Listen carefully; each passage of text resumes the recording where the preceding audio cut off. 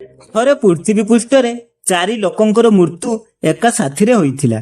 ସେମାନେ ଅନ୍ୟ ଅନ୍ୟ ସହରରେ ଅନ୍ୟ ଅନ୍ୟ ରାଜ୍ୟର ଲୋକ ଥିଲେ। ସେ 4 ଜଣଙ୍କର ଅନ୍ତିମ ସମୟ ଆସି ଯାଇଥିଲା।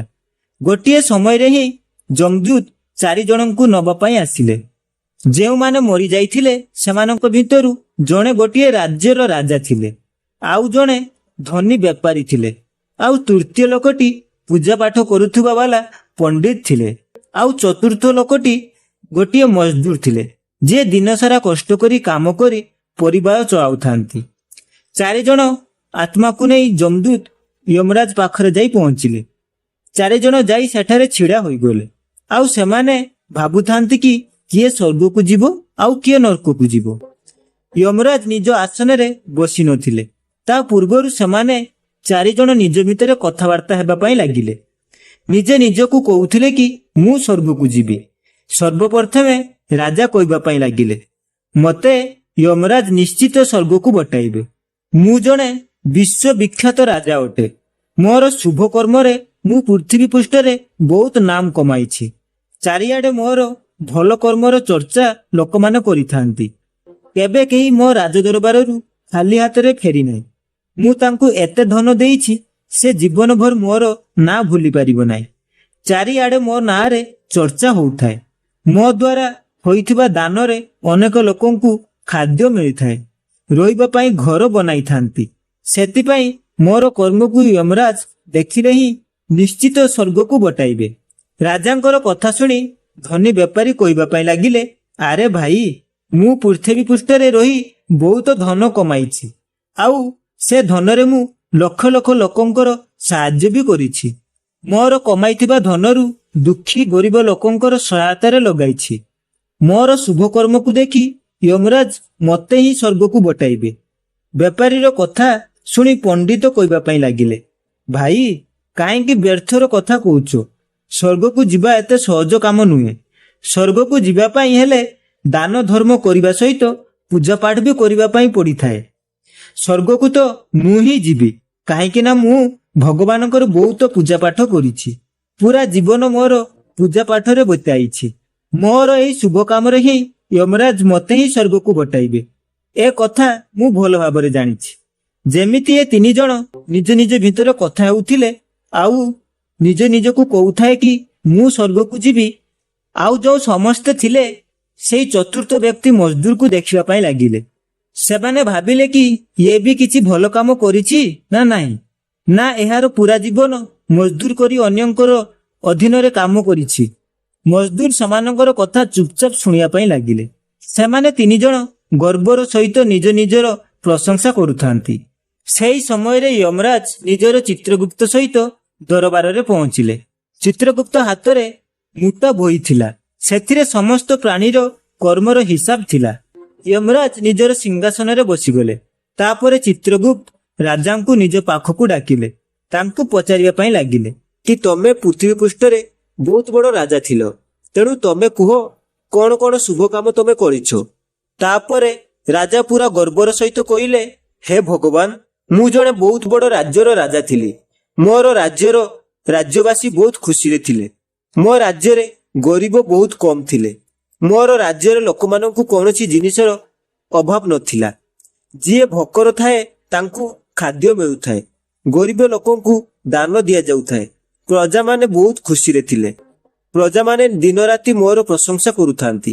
ଏହା ମୋର ଜୀବନର ଭଲ କର୍ମ ଅଟେ। ରାଜାର କଥା ଶୁଣି ଚିତ୍ରଗୁପ୍ତ ନିଜର ପୁସ୍ତକ ଉଠାଇ ଦେଖିବା ପାଇଁ ଲାଗିଲେ। ପୁସ୍ତକ ଦେଖିସାରି ରାଜାଙ୍କୁ କହିଲେ, ତମେ ଯାହା କହୁଛ ତାହା ବିଲକୁଲ ସତ୍ୟ ଅଟେ। ତମେ ତମର ପ୍ରଜାକୁ ବହୁତ ସୁଖ ଦେଇଛ, କିନ୍ତୁ ଏହା ସହିତ ତମେ ବହୁତ ବଡ ଅପରାଧ ବି କରିଛ। ତମେ ତମର ରାଜ୍ୟର ସୀମାକୁ ବଢାଇବା ପାଇଁ ବହୁତ ଯୁଦ୍ଧ କରିଛ, ଆଉ ସେ ଯୁଦ୍ଧରେ ହଜାର ହଜାର ସୈନିକ ନିଜର ଜୀବନ ଦେଇଛି।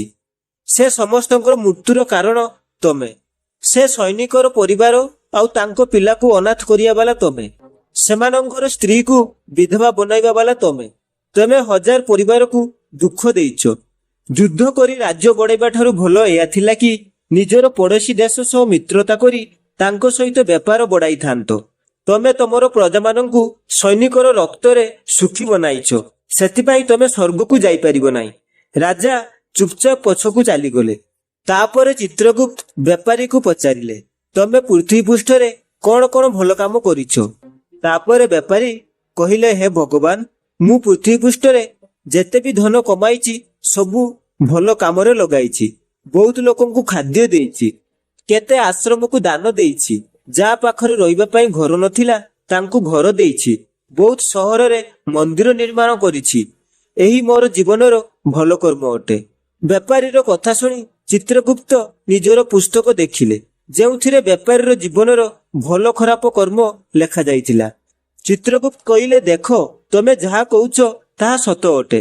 ତମେ ପୃଥ୍ବୀ ପୃଷ୍ଠରେ ବହୁତ ଦାନ ଧର୍ମ କରିଛ, କିନ୍ତୁ ତମର ପାପ ଏହା କି ତମେ ଯେଉଁ ପୃଥ୍ବୀ ପୃଷ୍ଠରେ ଦାନ ଧର୍ମ କରିଛ ସେ ଟଙ୍କା କମାଇବା ପାଇଁ ତମେ ବହୁତ ମିଛ କହିଛ, ବହୁତ ଲୋକଙ୍କୁ ଠକିଛ, ନକଲି ଜିନିଷକୁ ଅସଲି କରି ବିକ୍ରି କରିଛ, କେତେ ବେପାରୀକୁ ରାସ୍ତାରେ ହଟେଇଛ। ତମର ଏମିତି କର୍ମରେ କେତେ ଲୋକ ରୋଗରେ ମରିଯାଇଛନ୍ତି, କେତେ ଲୋକ ଆତ୍ମହତ୍ୟା ବି କରିଛନ୍ତି। ଅନ୍ୟର କଷ୍ଟ କରି କାମ କରିଥିବା ଟଙ୍କା ତମ ପାଖକୁ ଆସି ଯାଇଥିଲା। ସେ ସବୁ ଲୋକଙ୍କର ଅଭିଶାପ ତମ ସହିତ ଅଛି। ତମେ ଯାହା ବି ଭଲ କାମ କରିଛ ତାହା ଖରାପ କର୍ମ କରି ହିଁ କରିଛ, ସେଥିପାଇଁ ତମେ ସ୍ୱର୍ଗକୁ ଯାଇପାରିବ ନାହିଁ। ଚିତ୍ରଗୁପ୍ତର କଥା ଶୁଣି ବେପାରୀ ବି ପଛକୁ ଚାଲିଗଲେ। ତାପରେ ପଣ୍ଡିତ ଆଗକୁ ଆସିଲେ। ଚିତ୍ରଗୁପ୍ତ ପଚାରିଲେ, ତମେ ତମର ଜୀବନରେ କଣ ଭଲ କାମ କରିଛ? ପଣ୍ଡିତ କହିଲେ, ହେ ଭଗବାନ, ମୋର ପୁଣ୍ୟ ଏହା କି ମୁଁ ହଜାର ହଜାର ଲୋକଙ୍କୁ ଜ୍ଞାନ ଦେଇଛି, ବହୁତ ଯୋଗ କରିଛି, ବହୁତ ଲୋକଙ୍କ ଘରେ ପୂଜା ପାଠ କରିଛି, ଦିନ ରାତି ମୁଁ ଈଶ୍ୱରଙ୍କର ଜପ କରିଛି, ହଜାର କନ୍ୟାର ବିବାହ କରାଇଛି, ବହୁତ ପିଣ୍ଡଦାନ କରିଛି। ଏହାଠୁ ବଡ ଶୁଭ କର୍ମ ଆଉ କଣ ହୋଇପାରେ? ତାପରେ ଚିତ୍ରଗୁପ୍ତ ନିଜର ପୁସ୍ତକ ଦେଖି କହିଲେ, ହେ ପଣ୍ଡିତ, ତମର କହିବା କଥା ସତ ଅଟେ। ତମେ ବାସ୍ତବରେ ହଜାର ଲୋକଙ୍କୁ ଜ୍ଞାନ ଦେଇଛ, କିନ୍ତୁ ସେ ଜ୍ଞାନ ଉପରେ ନିଜେ କେବେ ବି କାମରେ ଲଗାଇନ। ତମେ ବହୁତ ପୂଜା ପାଠ କରିଛ, କିନ୍ତୁ ସେଥିରେ ନିଃସ୍ୱାର୍ଥ ଭାବରେ ପୂଜା ପାଠ କରିନାଅ, ସେଥିପାଇଁ ତମେ ସ୍ୱର୍ଗକୁ ଯାଇପାରିବ ନାହିଁ। ଏଥର ପଣ୍ଡିତ ବି ଉଦାସ ହୋଇ ପଛକୁ ଚାଲିଗଲେ। ଆଉ ଲାଷ୍ଟରେ ରହିଯାଇଥିଲେ ମଜଦୁର। ମଜଦୁର ଏହା ଦେଖି ଆଶ୍ଚର୍ଯ୍ୟ ହୋଇଯାଇଥିଲେ। ଏତେ ପର୍ଯ୍ୟନ୍ତ ଯାହାକୁ ମୁଁ ମହାନ ଭାବୁଥିଲି ସେମାନେ କେହି ବି ସ୍ୱର୍ଗକୁ ଯାଇପାରିଲେ ନାହିଁ, ତାହେଲେ ମୁଁ କେମିତି ସ୍ୱର୍ଗକୁ ଯାଇପାରିବି? ମତେ ତ ସ୍ୱର୍ଗର କଥା ଭାବିବା କଥା ନୁହେଁ, କାହିଁକି ନା ମୁଁ ପୂଜା ପାଠ ଦାନ ଧର୍ମ କରିବାର ମୋର କ୍ଷମତା ନଥିଲା। ମୁଁ ଶୁଭ କାମ କେମିତି କରିବି? ମୁଁ ପୁରା ଦିନ କଷ୍ଟ କରି ଅନ୍ୟ ପାଖରେ ମଜଦୁର କାମ କରି ନିଜର ପରିବାର ଚଳାଇଛି, ଶୁଭ କର୍ମ କେମିତି କରିବି? ମଜଦୁର ଏଇ କଥା ସବୁ ଭାବୁଥିଲେ।